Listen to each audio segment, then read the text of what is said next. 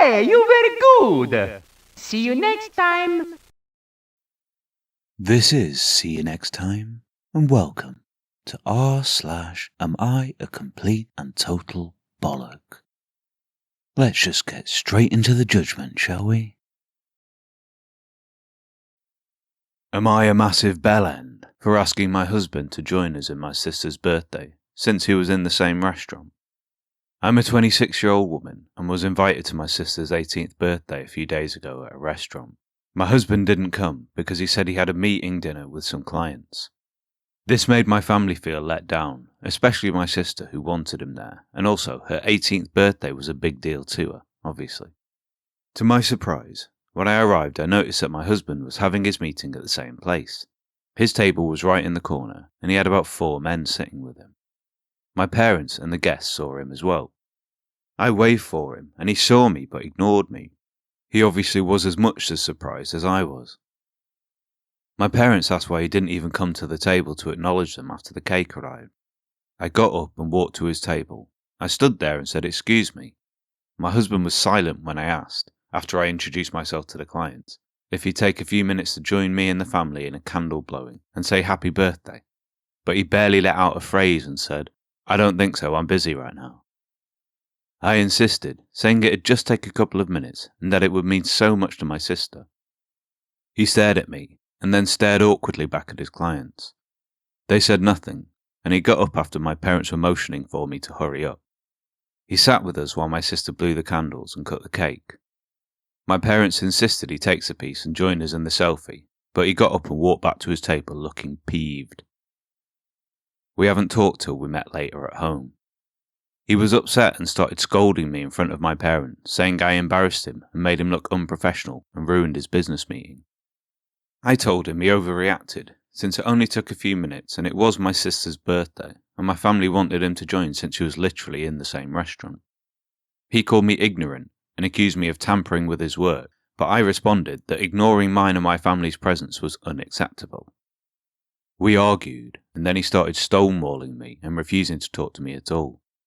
FYI, I didn't have an issue with him missing the event, but after seeing that he was already there, then it became a different story. Also, it literally took 5 to 7 minutes. He didn't eat or drink, just sat down and watched. It strikes me as really odd, the fact that they were all going to be in the same place at the same time didn't come up at all. Like, not once in the planning and arranging of either event did wife or husband happen to mention to each other where they were going for their respective events. In that respect, I call shenanigans. But yeah, that aside, the husband's behaviour is a bit dickish to not acknowledge his wife and in-laws when they actually turn up. Then the wife was a bellend in turn to go and flap and cause a scene in front of his business associates. Then, hubby comes back with his surly teenager act when he storms off after the cake is cut. That is so unfair! I hate you! The whole thing could have been avoided if they had any idea what each other were doing beforehand, or with a text or a phone call or a quick word in the restaurant. Daft, really. However, I think I've clocked what's really going on. Hubby is clearly in deep cover in a criminal enterprise, probably either a Mossad death squad or a counterfeit teabag ring. High-grade Earl Grey. I think everyone involved has a level of twonkdom to answer for.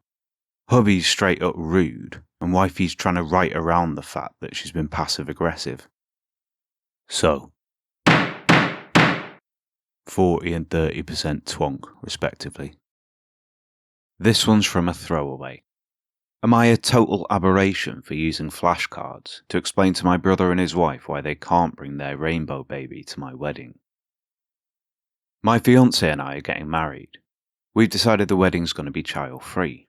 No hate towards children, just to keep it more organised and contained. My brother Chris and his wife have a 3-year-old son who everyone calls a miracle or rainbow baby. He came after several failed pregnancies that lasted for years.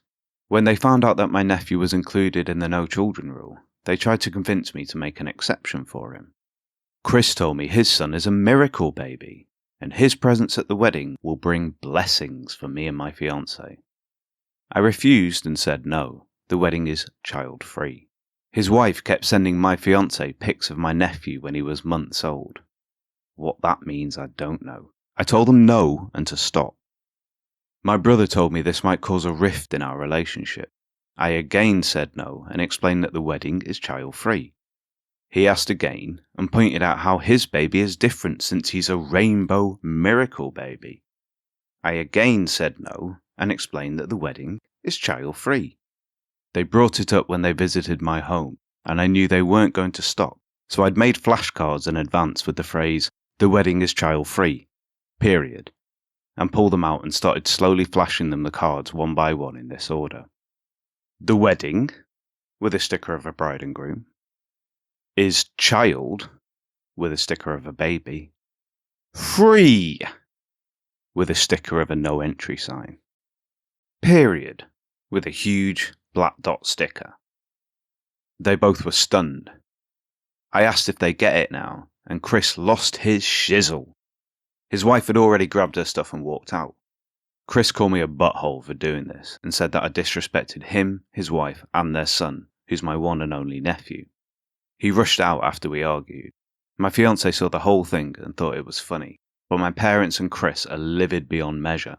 They're telling everyone about the amount of disrespect and mockery I displayed towards them, and I'm being told to fix it now. The term rainbow baby is one I've only come across recently, and, as said in the post, refers to a baby that came after having a difficult time conceiving. Accordingly, this is often felt to be a miracle delivered after a period of extreme personal torment, misery, and tragedy, so I can understand the overprotectiveness to some extent. That said, I'm 100% with you, OP. This is pretty damn funny. Look, your brother and sister-in-law have every right in the world to ask you to make an exception, but not so much with the continued haranguing and then attempts to line up the grade A guilt-tripping. But bringing out those flashcards is a stroke of creative genius and levity as a way to be firm on the matter without the big serious D&M stuff. I get that they want their oh-so-precious baby with them at all times, but this isn't always an option, and they appear to have forgotten that. I suppose the question is whether this is a hill to die on. It sounds like there's damage to your relationship with your brother and his wife already arisen from this, and standing firm will fracture it more.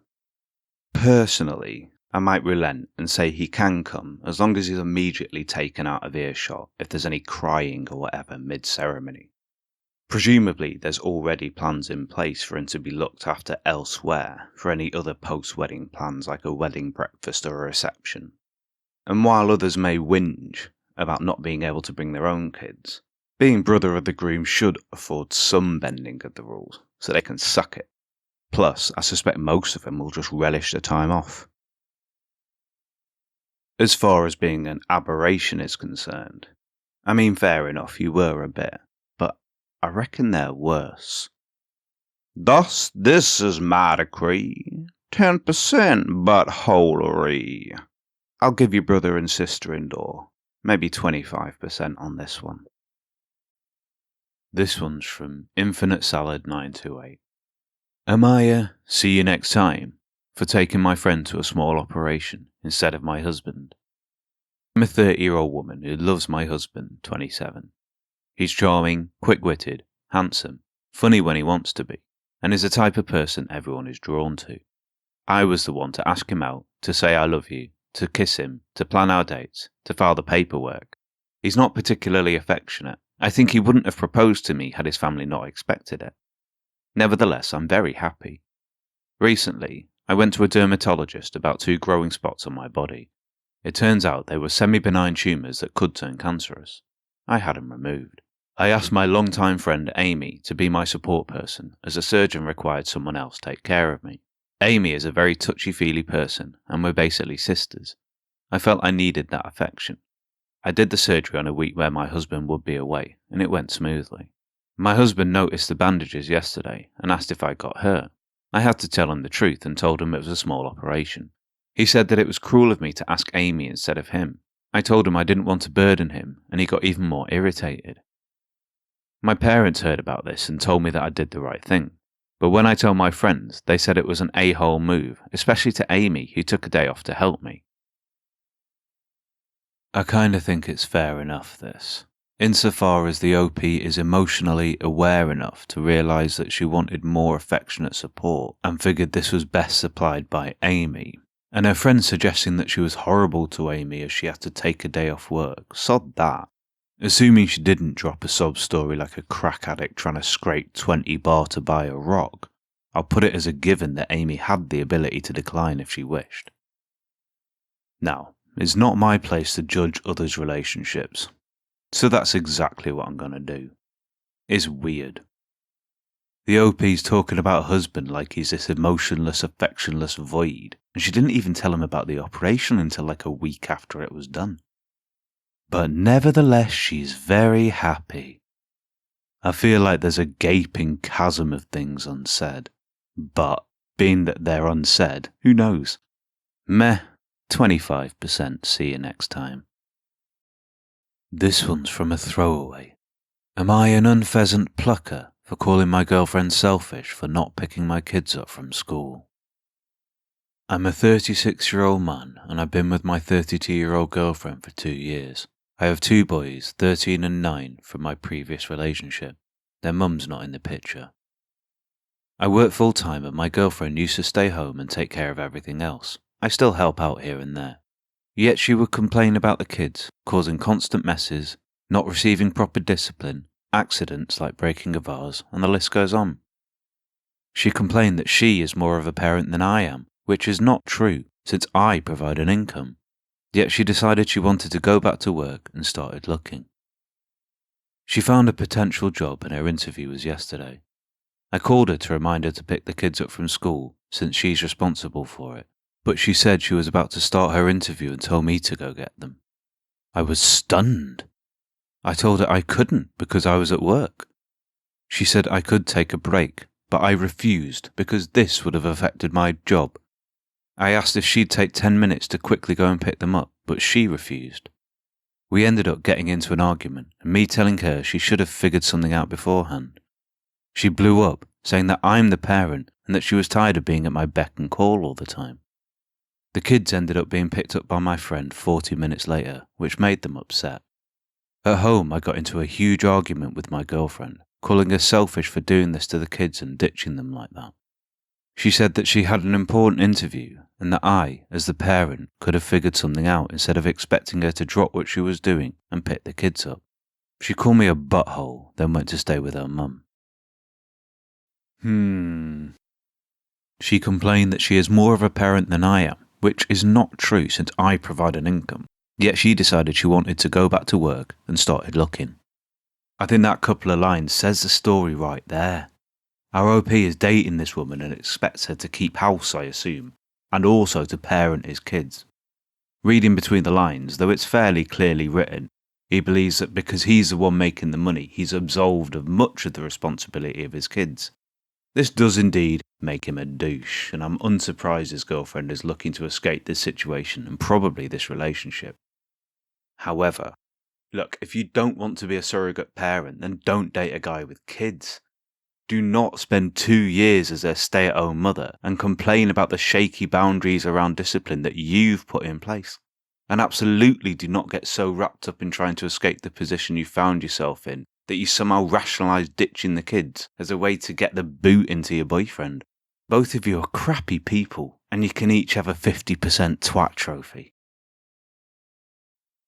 This post is from Material Economy 283. Am I a total aberration for not paying for my stepdaughter's tuition because she wants to be a doctor? My wife and I have been married for a decade. She's a stay-at-home wife and we have no children of our own. She has a daughter from a previous relationship, Sarah, and we've gotten along for the most part. Sarah is a junior in college and pursuing a biology degree with additional courses required by medical schools. She's had a dream of being a doctor and helping people since her mum and I met. The problem is, she's not a very good student. She's failed her Biology 1 class and had to retake it to get a B. She really struggled in her next level biology class and finished with a C. She also got a C in her chemistry class. She got a B in Calculus 1 and 2, and she's making A's in her non-science and non-math classes, so they're padding her GPA, which is at a 3.2. This semester, I just learned she will make B's and C's in her science and math classes. I'm not a doctor, and I don't know any doctors, but I did online research. I found out that medical schools require many things, but at the top of the list is a high GPA and top grades in science and math classes. With Sarah's grades, she's not getting into any medical school. I even looked into nursing school to see if I can talk her into going that route, and all the ones I looked at require higher grades than what she has. I talked with my wife about it, and she said medical school looks at other things besides grades, and that's where Sarah excels. She has a solid volunteer resume, and she cares about people. I argued that none of that matters if her grades aren't good enough.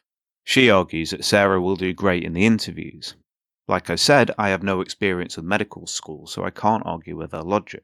Instead, I talked with Sarah when she came home for Thanksgiving, and told her to look into another major because she might not be cut out to be a doctor. She ran to her mum and we all got into a huge argument. I admit I lost my temper and yelled, I'm not wasting any more money on something she'll fail at. I told them both I'm not paying for next semester's classes unless she changes her major to something more realistic. I feel bad, I really do, but I'm not rich and don't have money to waste if she doesn't have a chance to get into medical school. Am I a total aberration? Additional info. The reason why I wanted to switch majors is that having a biology degree without any advanced degree is useless from my research. While I don't know any doctors, I have friends who have biology degrees without other advanced degrees, and they couldn't do anything with it. One had to go back to school for another degree, one works as an assistant manager at Lowe's, another has been a receptionist for 20 years. They all advised against getting just a biology degree. While these are all noble jobs, they didn't need to pay for a biology degree to get those jobs. I'm still willing to pay for her degree if she switches to something that will allow her to get a good job. Bit of a tricky one this, because it's a kinda sorta clash between logic and emotion. It sounds like Sarah has had her heart set on becoming a doctor for most of her life, with a genuine desire to help others in that manner. Admittedly, I know very little about how these things work in reality, but it's very difficult to believe that any medical school would be factoring in extracurricular activities and a self-described caring demeanour if the initial grade criteria aren't met. However, the OP is looking at the data objectively and projecting the likely outcome of the situation and running that against the bottom line figures. I don't see any problem in taking that approach, that objective look.